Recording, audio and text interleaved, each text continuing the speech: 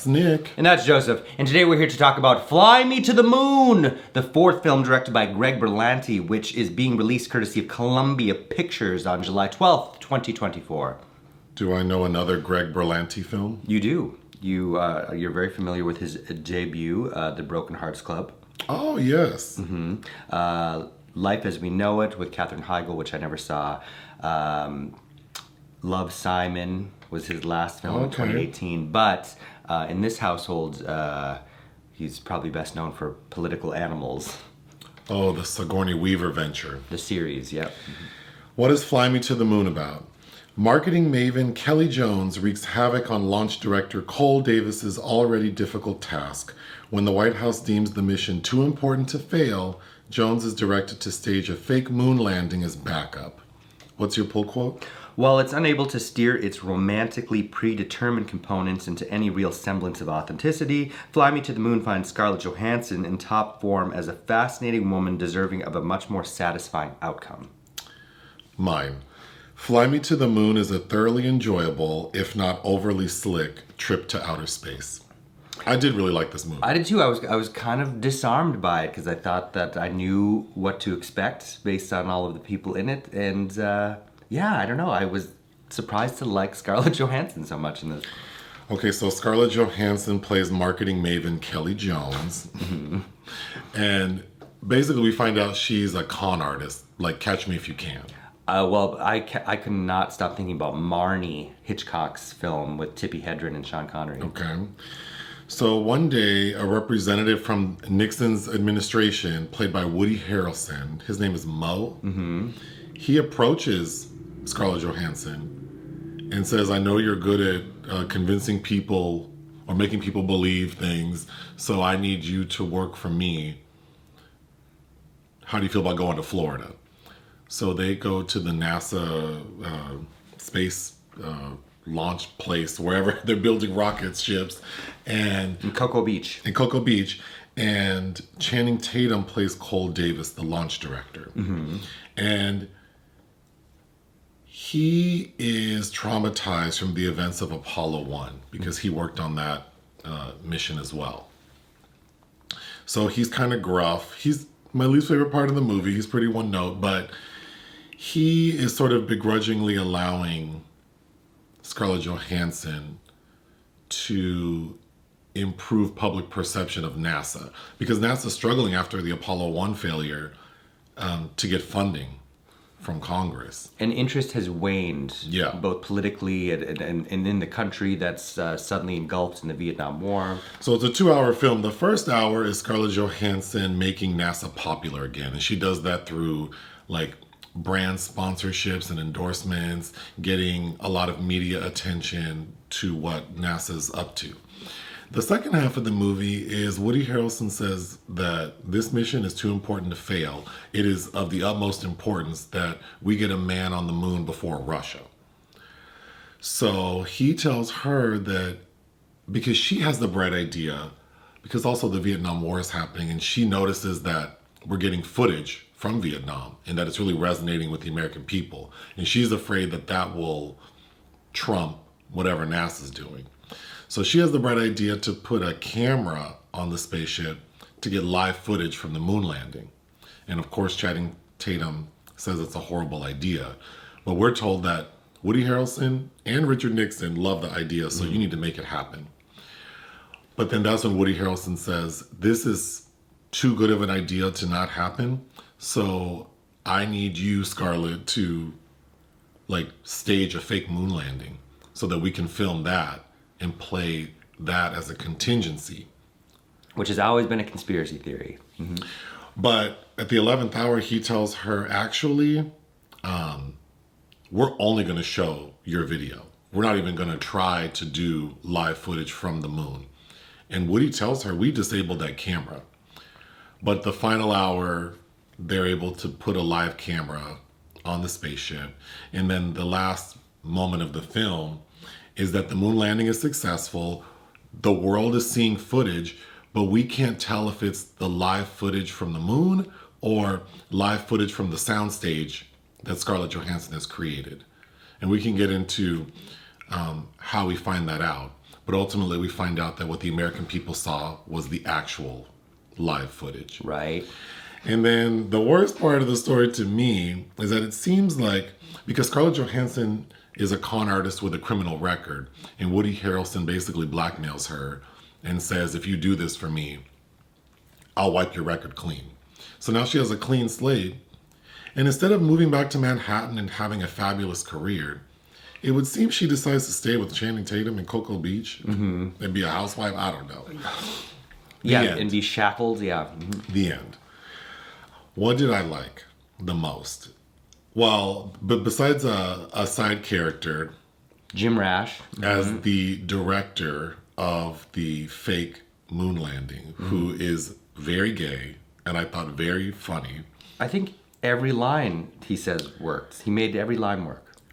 Oh, my final note is a line he said that I thought was the best line in the movie. But Scarlett Johansson as this like really charming, very smart woman, Poised. was very enjoyable.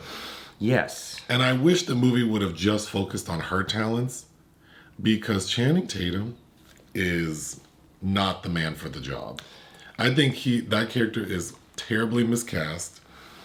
He looks odd, for one thing. Well, straight out the gate, he's getting a worst makeup nomination. I think his makeup looks crazy as hell. He has more makeup on than Scarlett Johansson. When we see, so Ray Romano is like the assistant launch director, I guess. He's like Channing's right-hand man. He's on the team. He's on the panel. When we see Ray Romano and Channing together, I thought Ray Romano looked more fresh than Channing.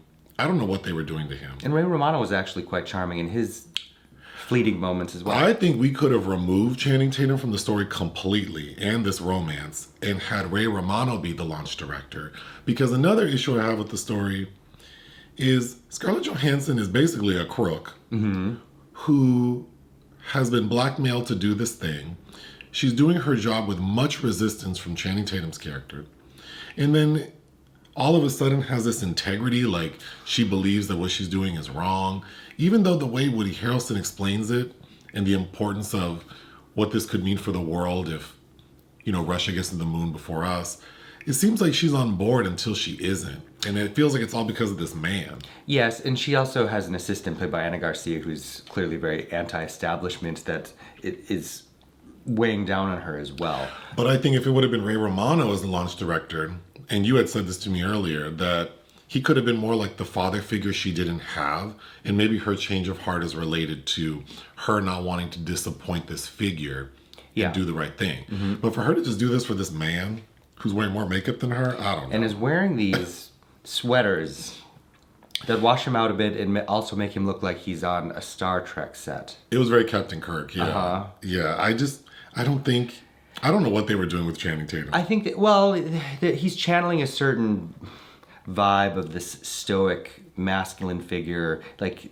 he was giving me Wendell Corey, Fred McMurray, even a little bit of Gary Cooper. I think there are some moments that, I don't know if Howard Hawks' Ball of Fire was being in anybody's background at all. And I think it's worth noting that the screenwriter is credited as Rose Gilroy, who's quite young. She's the daughter of Rene Russo and Dan Gilroy, and still quite impressive for a first produced feature to have written. Cole Davis was annoying because he is one note. His entire personality is this trauma he has related to the events of the first Apollo mission. He's like the walking personification of grief, but a very one-dimensional portrait of it.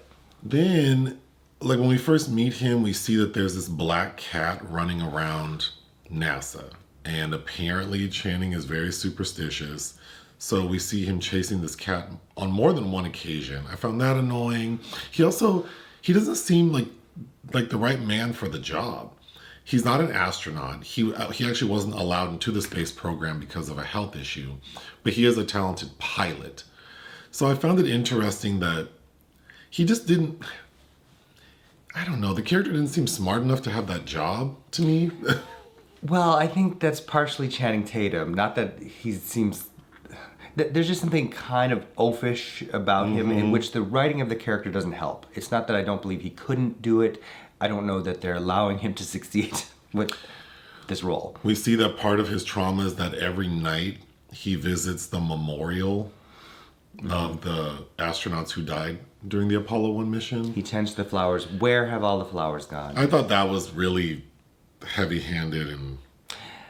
Again, they're trying to build some empathy for him because I find him quite unlikable, and I really wanted somebody in her camp, in Kelly Jones's camp, whether it be her assistant who knows her, or I think Woody Harrelson's clandestine government operative could have been the one to be like, you're going to be trapped with this man. What are you doing? It's a lot of negative for a movie I said I liked, but so a pivotal moment for Channing's character is that because Scarlett's getting a lot of press, but people want to talk to the launch director, Channing Tatum, who was also a part of the Apollo 1 mission.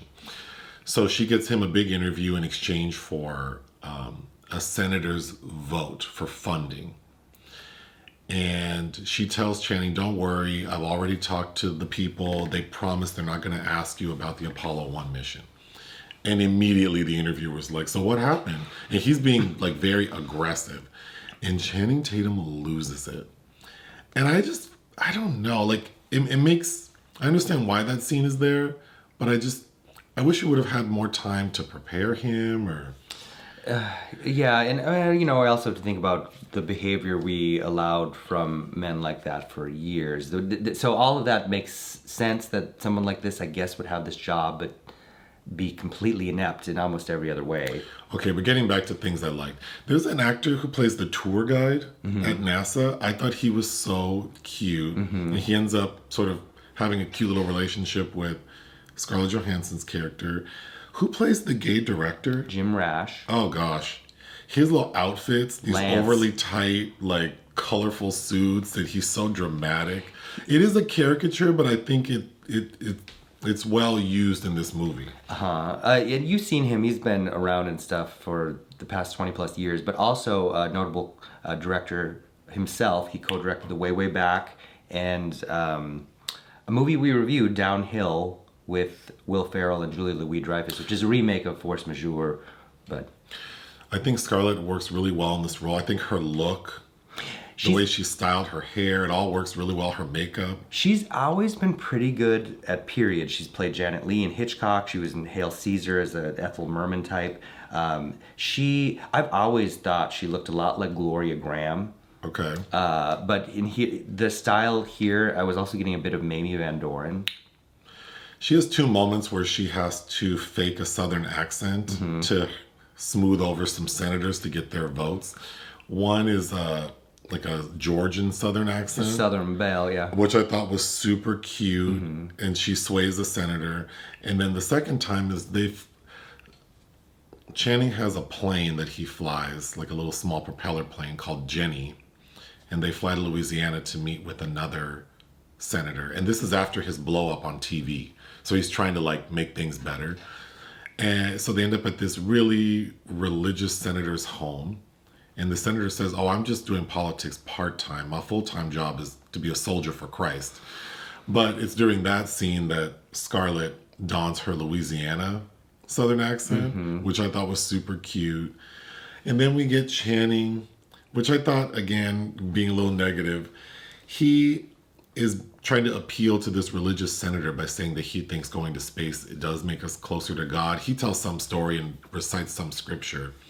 And then at the end, when they leave the house, Scarlett goes, wow, that was a good act. And she goes, well, he says you don't have to act if you're telling the truth. And I thought that he didn't do a good job of selling me that he was speaking from the heart. But yeah, because I wholly believe there was an act based on his behavior, but whatever. I wrote down again, I did not need this romance. It just feels so forced, which does feel very 60s. But I wish for this film made in this year that they would have maybe gone against the grain and had this woman be more independent. Because I like how she, in the opening, it seems like she's very supportive of her assistant. It's not clear to me what her assistant knows about her. Right. But Scarlett's character is very supportive of her, telling her, because there's a funny line early on where she says, oh, by the time you're running this company in 1984, there'll be equality and all this stuff. And of course, the entire audience laughed. But for now, I'm doing what I need to do, basically. And the assistant seems to understand that. It's not until she realizes that they're working for Nixon and she says, I'm a card-carrying feminist. Like, I actually have a card. I really like the assistant. The assistant's cute. She has another good line towards the end, like, this is what happens when you work for Nixon. Oh gosh, when they start so the fake moon landing, when they bring in the gay director and he's being way over the top, and we had already met him earlier in the film because he and Scarlett are best friends. And then when he shows up to the hangar, which I thought was kind of crazy because it's supposed to be this top secret mission. So Woody Harrelson has a bunch of Secret Service agents working because he knows they'll keep a secret. But of course, they're not actors, they're not production people. So watching the director trying to cast the actors was funny. And then once they get into the swing of it, it seems like the gay director has a beef with the actor playing Neil Armstrong. So he's always picking on him. Then he gets some other guy to be his assistant, which I thought was a really funny moment. The director's also obsessed with the cola tab.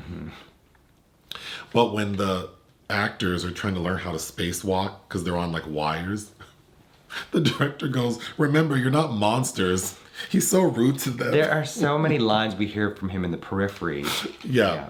Well, I might as well mention my favorite line. At the end, after everything goes left, because the astronauts who are actually on the moon are telling Channing Tatum, who cannot see the live footage, he's like, hey man, we don't think the camera's working because the light's not on. And Channing's like, oh no.